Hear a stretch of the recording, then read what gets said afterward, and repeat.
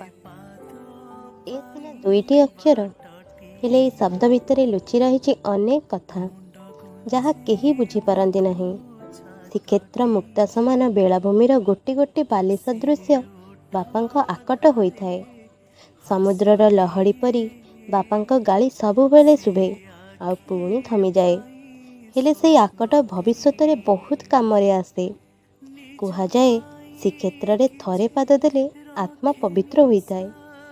ସେଇ ଶ୍ରୀକ୍ଷେତ୍ରକୁ ପ୍ରତ୍ୟେକ ଦିନ ଆମେ ଘରେ ଦେଖୁଛେ, ସେଇ ଭଗବାନଙ୍କୁ ସର୍ବଦା ଆଖି ସାମ୍ନାରେ ପାଉଛେ। ଆଉ ସେଇ ବେଳାଭୂମିର ବାଲି ଆମ ଘରେ ପ୍ରତ୍ୟେକ ଜାଗାରେ ରହିଛି।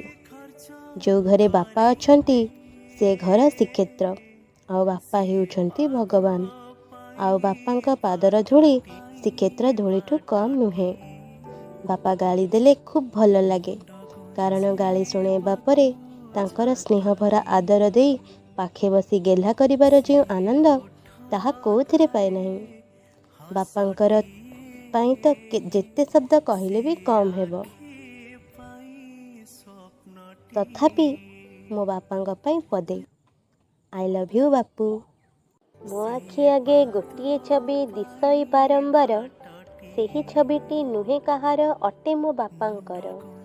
ମନ ଭିତରେ ପୁରୁଣା ସବୁ ସ୍ମୃତି ଉଙ୍କି ମାରେ, ଜନ୍ମଠାରୁ ଏଯାଏଁ ଯାହା ଘଟିଛି ମୋ ସାଥିରେ।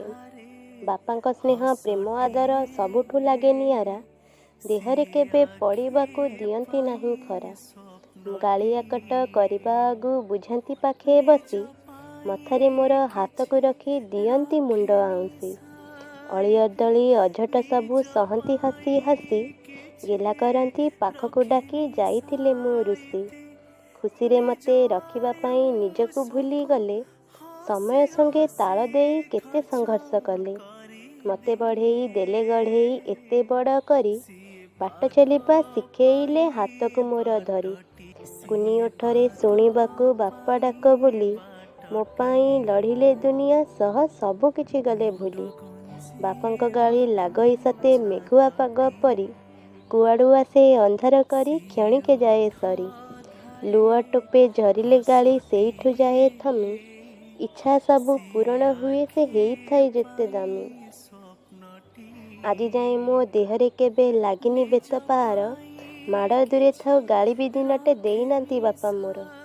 ବଞ୍ଚିବା ଶିଖେଇ ନିଜେ ଭୁଲିଗଲେ ଖୁସିରେ ବଞ୍ଚିବା ଶୈଳୀ, ଯେତେ ଚେଷ୍ଟା କଲେ କେହି ବି ହେବେନି ମୋ ବାପାଙ୍କ ଭଳି। ଆସୁ ଯେତେ ବାଧା ବିଘ୍ନର ଆଶଙ୍କା ସବୁ କିଛି ସହିଯିବୁ, ବାପା ଥିଲେ ପାଖେ ସାହସ ମିଳଇ କାହାକୁ କାହିଁ ଡରିବୁ।